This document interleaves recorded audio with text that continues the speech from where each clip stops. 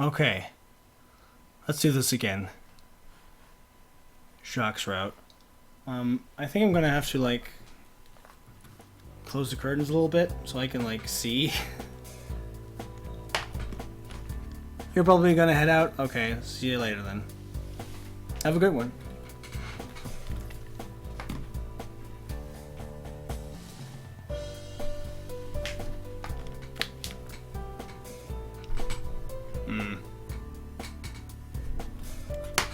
Maybe if I just close them entirely, then the camera should adjust to that. Yes, it does. It is adjusting to it. Nice.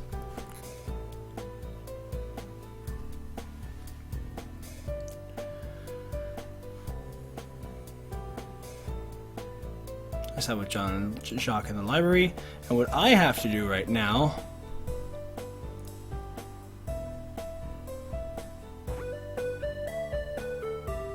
all my fourth wall breaks mean more if you think about it.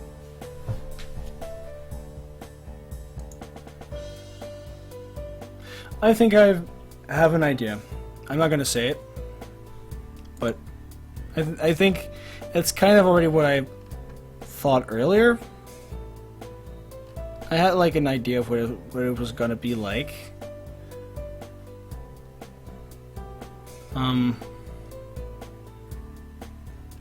Oh, damn it, did I not? I once again forgot to put it in my bookmarks. No,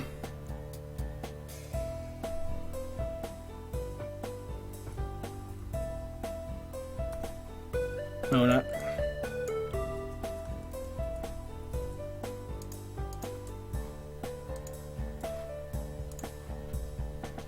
Good day.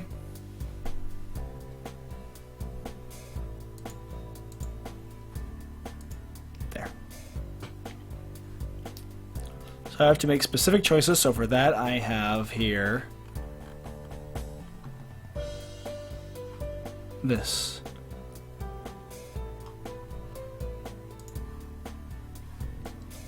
Okay. Now, what I'm gonna do is I'm, of course, gonna skip through everything that we've already read. So,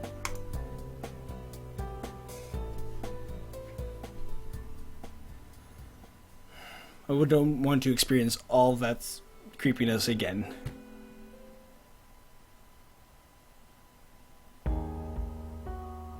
Confess to my. I took a deep breath, ready to reveal my feelings for Jacques and my deepening sense of hopelessness. But when I tried to say something, I've been dealing with some stuff from home. A lie came out instead. I frowned. Okay. You know you can always talk to me if you need to, Hannah. I'm always there for you. I nodded, biting my lip. Of course you are. It was only a few days later when it happened.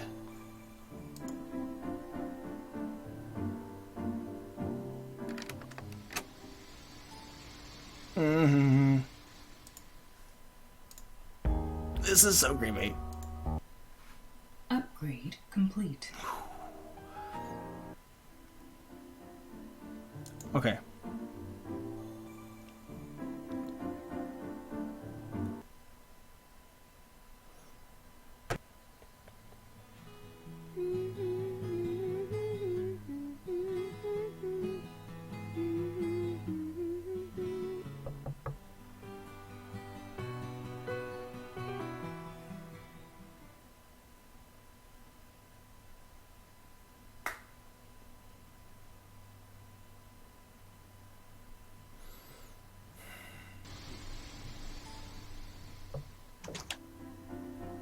Okay.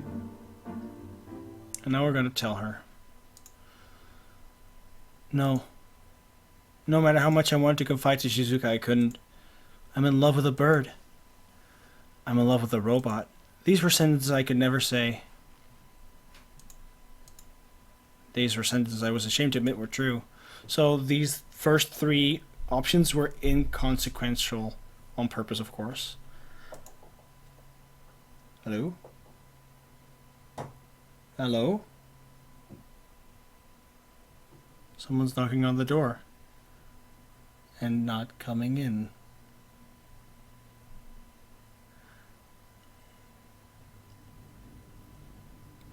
There was no way anyone would be able to understand.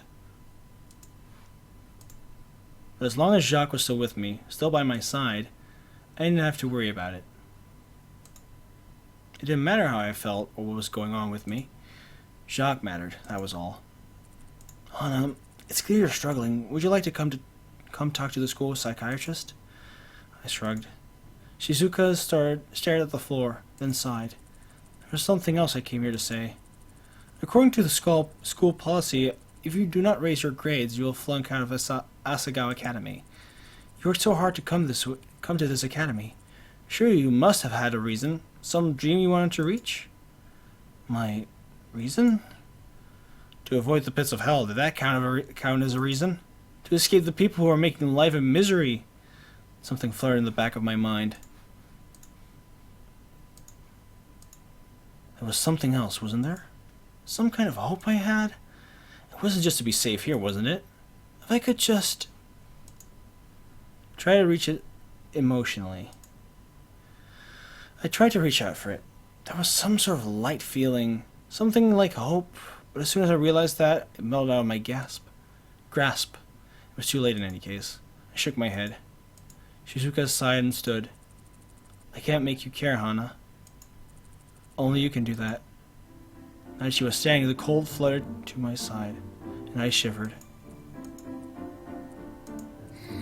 I'm sorry. No, don't be. She smiled. I still believe in you, Hana. Please come to me if you ever need anything. So basically, we did indeed reach a point of no return, and there's no way going back.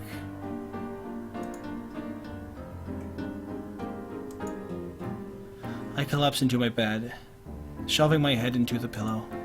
For the first time in a long while, I felt something other than manic excitement. Sadness. I felt sad.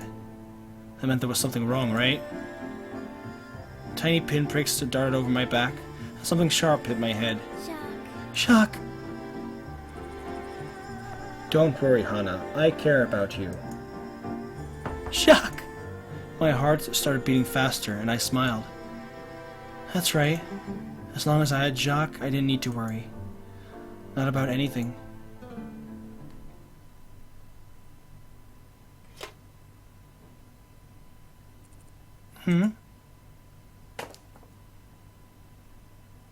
What was that?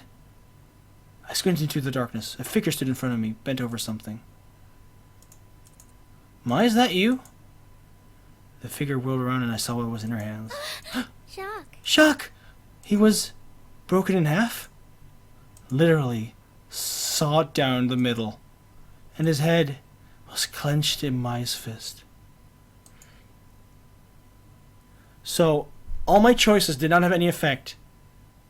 But this is as if Mai went back in time. Mai was the player. For this route, she was the player in the background. Well, I was unable to change anything. Wow. Mai stood in front of me, a sad look on her face. Hana. What have you done? I flung myself out of bed and grabbed Jacques, shoving Mai to the side. Ah! She spun across the room and hit the wall with a raw thud. Jacques! Jacques! No! This can't be happening! Mai attempted to stand, watching me carefully. Jacques! He was definitely gone. He was definitely dead. The wires were sticking out of both ends, having been cut by something incredibly sharp. There's no response from him. Not even the faintest flicker in his eyes. He was well and truly gone. I clutched his remains to my chest and glared at Mai. Why did you do this? Hana, listen to me! You bitch! I was across the room in a flash, tackling Mai around the middle. I hit her as hard as I could across the face, then pulled my hand back, ready to beat her into oblivion. but she grabbed my hands and held them down. No matter how hard I tried, I couldn't free myself from her grip. Her volleyball training was good for something after all. My pathetic spaghetti arms couldn't reach her. My rage be damned. We remained like that for some time as I struggled and she prevented me from hitting her. Why would you do this? Hana, you've been... What did I ever do to you? Do you hate me, huh? You said we were friends. That's why I'm doing this! You think I haven't noticed how sad you've become? How you've been pushing away everything and everyone you cared about? All for a damn robot! Hana! Without a warning, she let go of my arms and hugged me. You! I began to beat her back and shoulders as hard as I could. Let me go! Let me go! No, I won't! I'm sorry, okay? You've been suffering this whole time by yourself. And I didn't do anything about it. It didn't help you. I just pretended not to notice. I got upset with you instead of trying to understand why you be so mean to the people around you. Because I like it or not, Hana, you're not the kind of person that can push people away without feeling. Every time you did, you were sad. Deep down, you were sad. I know you were. I'm sorry.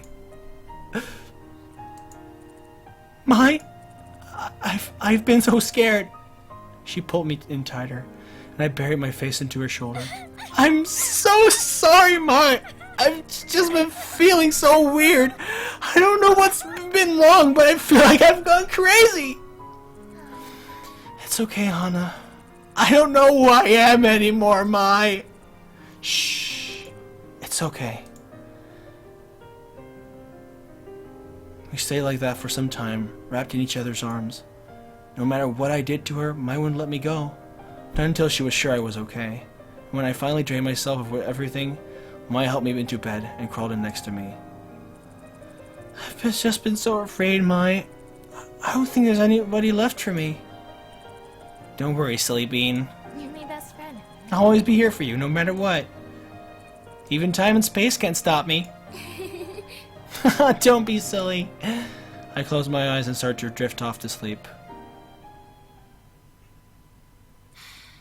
I wasn't. That was the end?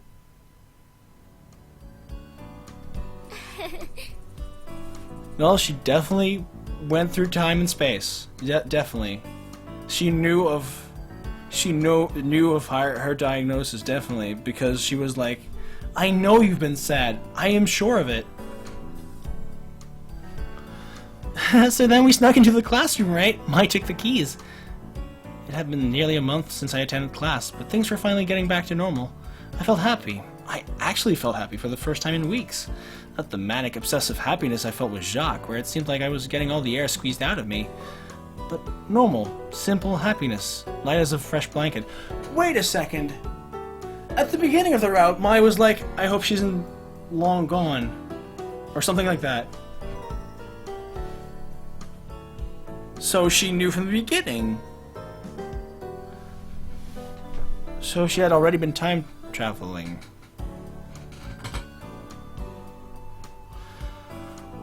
But normal, simple happiness, light as a fresh blanket. For whatever reason, John never got upset with me over Jacques. I expected punishment of some kind. I thought he'd never speak to me again. It was definitely the worst thing I could ever do to him, but instead, he was fine, even friendly towards me. It was almost like Jacques never existed, like the whole situation never happened. I could almost forget about it, except for the fact that I was currently failing Asagao.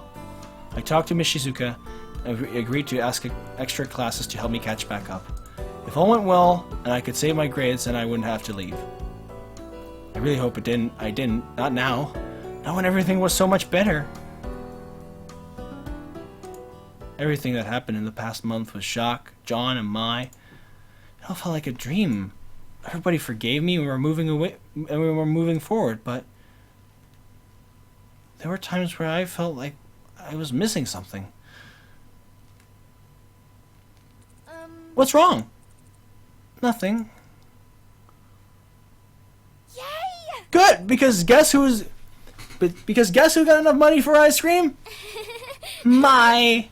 I was probably just imagining things. In the end, it didn't matter. I have my friends, and they have my back. True end.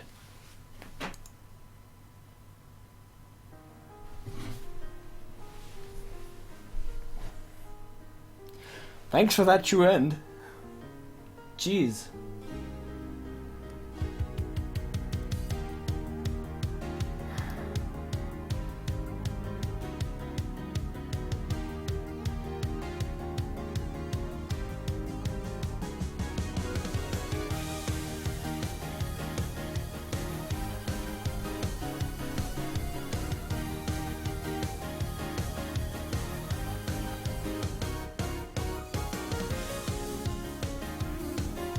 So,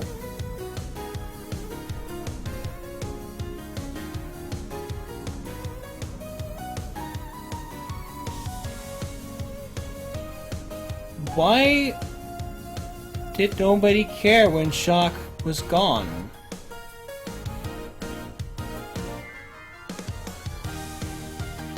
Was Shock the perpetrator?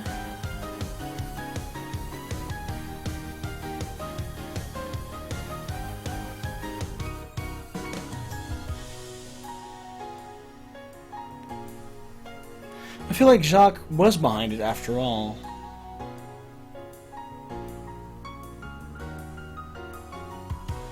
Because once Jacques was gone, everything went back to normal, and not even John cared.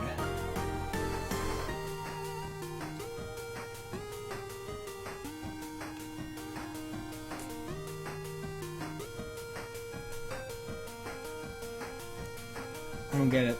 So strange. I hope we get a little after scene.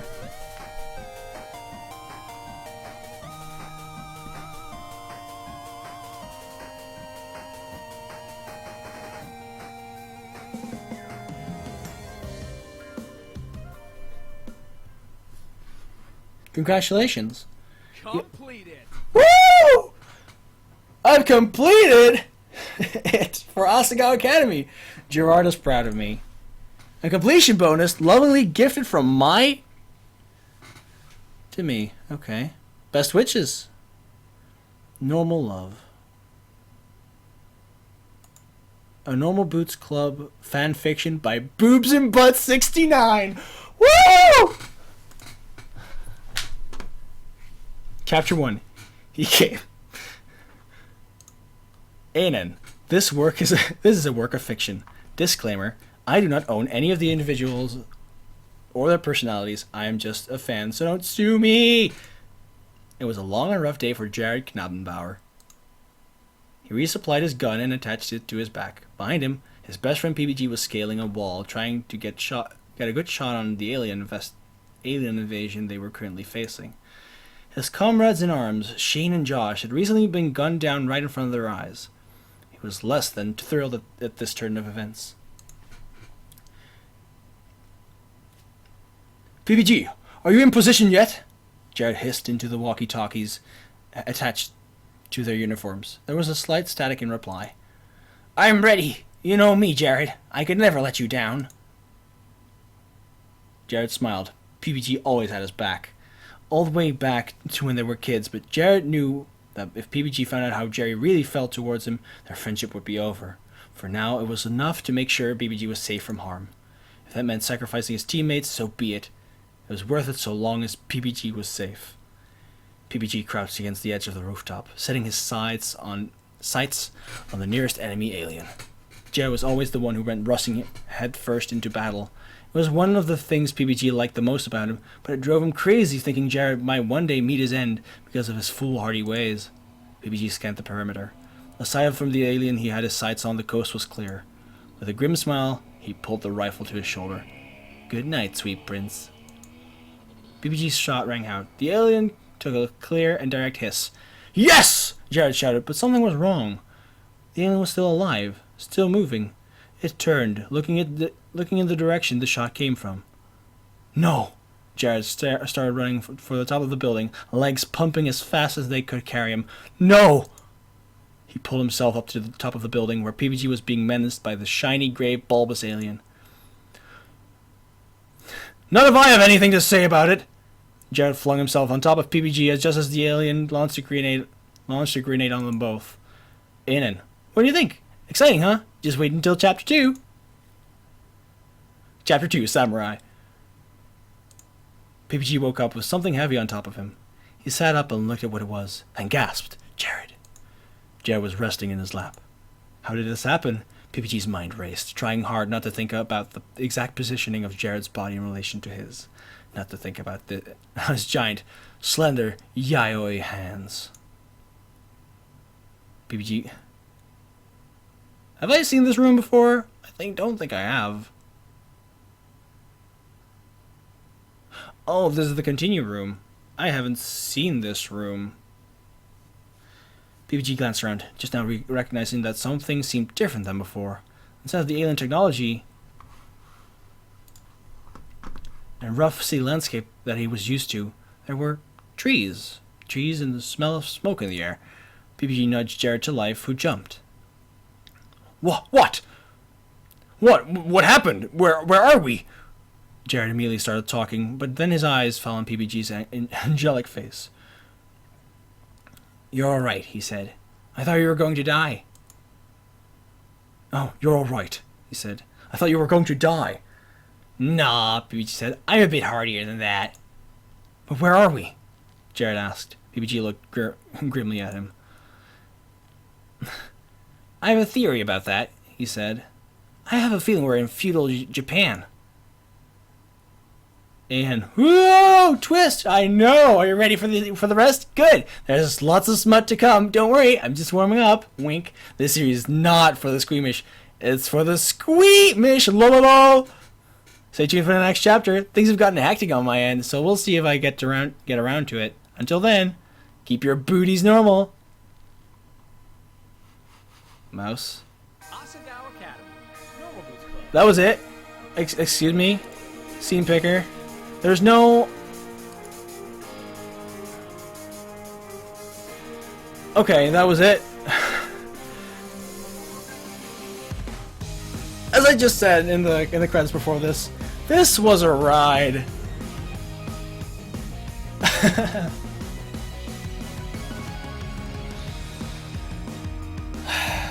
Well,